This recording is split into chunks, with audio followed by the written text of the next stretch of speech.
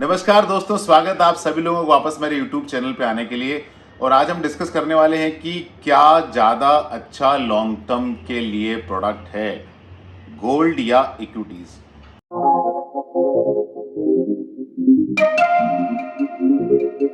जब भी कोई एसेट कैटेगरी अच्छा परफॉर्म करती है 1 2 3 साल में, तो उस एसेट कैटेगरी के लोग अक्सर आके बोलते हैं कि ये सबसे अच्छी एसेट कैटेगरी है। जैसे कि आजकल कहा जा रहा है कि Indian housewife are the best fund manager. कुछ सालों पहले यही बात इंडियन फार्मर्स के बारे में कही जाती थी जब लैंड का प्राइजेस बहुत बढ़ रहा था। तो अगर इक्विटी बहुत अच्छा कर रहा होता तो भी इक्विटी वाले भी बिल्कुल यही बात करते, और इसमें कोई गलत नहीं है।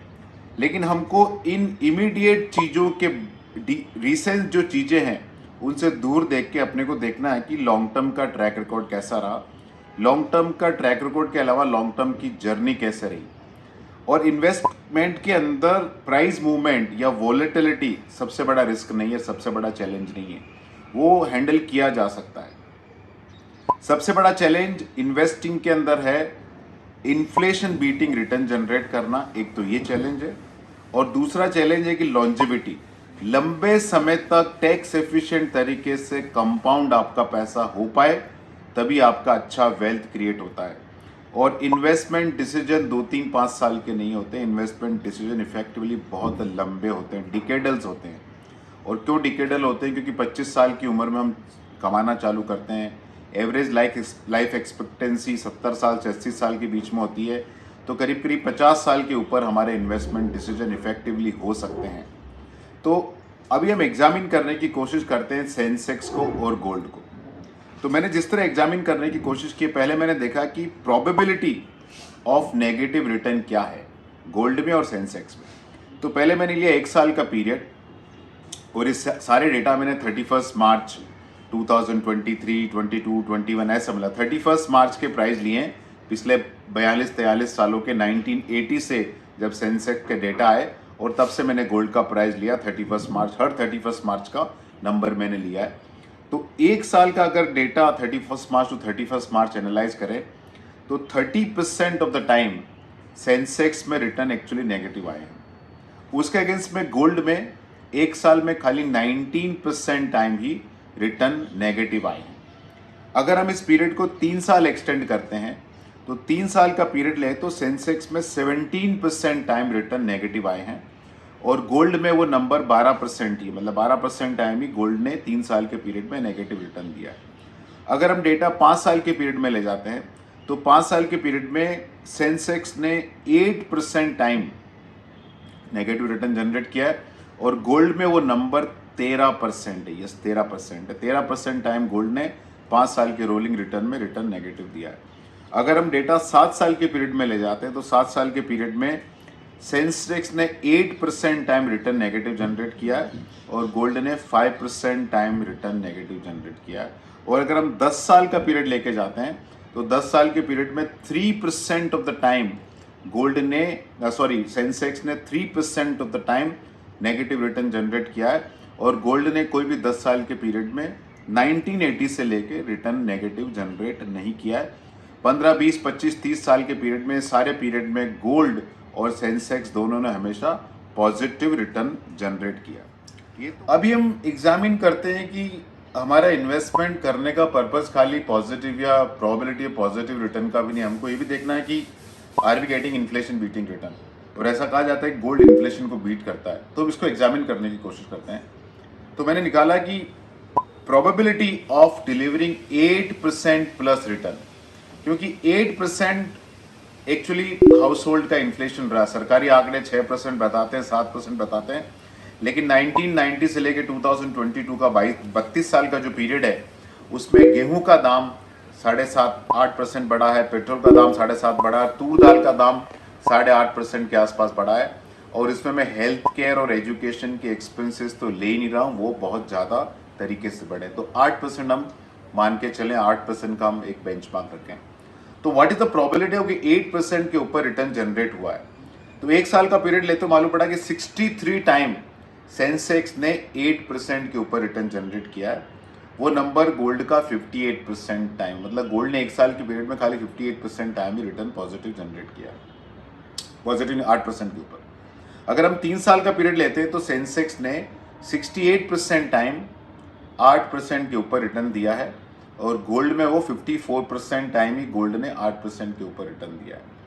अगर हम 5 साल का पीरियड लेते हैं तो 5 साल के पीरियड में सेंसेक्स ने 74% टाइम 8% के ऊपर रिटर्न जनरेट किया है, और गोल्ड ने 56% टाइम 8% के ऊपर रिटर्न जनरेट किया है।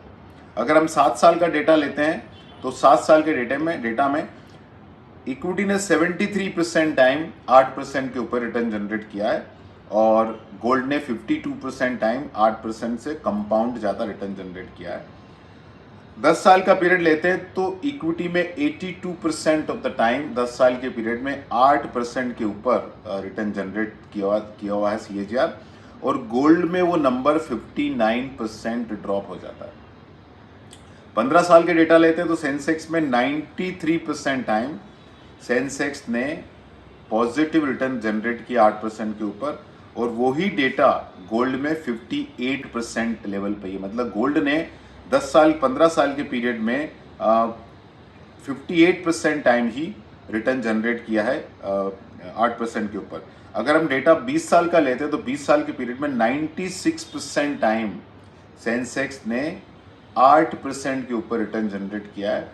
वही डेटा गोल्ड में 69% ही है। मतलब गोल्ड ने खाली 69% टाइम ही 8% के ऊपर रिटर्न जनरेट किया 20 साल के पीरियड में।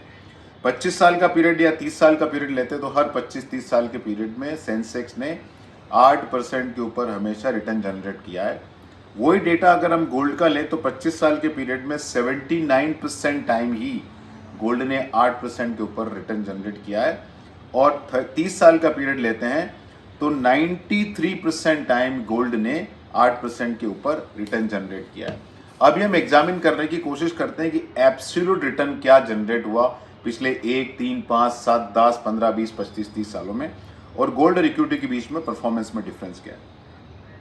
तो हम 1 साल का रिटर्न लेते हैं तो गोल्ड का 1 साल, इक्विटी का सेंसेक्स का 1 साल रिटर्न 3% है, 3 साल का 107% है, 5 साल का 78% है, 7 साल का 132% है, 10 साल का 210% है, 15 साल का 275% है, 20 साल का 1800% है, 25 साल का 1376% है, और 30 साल का 2466% रिटर्न है पिछले 30 साल का सेंसेक्स का।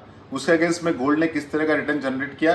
पिछले 1 साल में 16% है, 3 साल में 25% है, 5 साल में 94% है, 7 साल में 113% है, 10 सालों में 106% है, 15 सालों में 388% है, 20 सालों में 990% रिटर्न जनरेट हुआ है, 25 सालों में 1408% रिटर्न जनरेट किया, और 30 साल के पीरियड में 1374% रिटर्न जनरेट किया है गोल्ड ने। अभी हम गैप देखते हैं। 1 साल के पीरियड में गोल्ड ने इक्विटी के मुकाबले 13% रिटर्न ज़्यादा जनरेट किया है। 3 साल के पीरियड में इक्विटी ने गोल्ड के मुकाबले 82% रिटर्न ज़्यादा जनरेट किया है। 5 साल के पीरियड में गोल्ड ने इक्विटी के मुकाबले 17% रिटर्न ज़्यादा जनरेट किया है, और 7 साल के पीरियड में इक्विटी ने गोल्ड के मुकाबले 18% ज़्यादा रिटर्न जनरेट किया है, और 10 साल के पीरियड में इक्विटी ने गोल्ड के मुकाबले 104% ज़्यादा रिटर्न जनरेट किया। मतलब गोल्ड से डबल रिटर्न जनरेट किया है। 15 साल के पीरियड में देखें तो गोल्ड ने इक्विटी के मुकाबले 113% रिटर्न ज़्यादा जनरेट किया है। 20 साल के पीरियड में देखें तो इक्विटी ने गोल्ड के मुकाबले 800% रिटर्न ज़्यादा जनरेट किया है। 25 साल का पीरियड ले तो गोल्ड ने इक्विटी के मुकाबले 34% ज़्यादा रिटर्न जनरेट किया है, और अगर हम 30 साल का पीरियड लें तो इक्विटी ने गोल्ड के मुकाबले 1092% ज़्यादा रिटर्न जनरेट किया है। अब इसके अंदर एक बहुत ही देखने लायक चीज़ क्या है कि जो इक्विटी के जो मैंने प्राइस दिए हैं वो सेंसेक्स के है लेवल है, उसके अंदर डिविडेंड यील्ड है जो 1.5% के आसपास है, वो ऐड नहीं किया।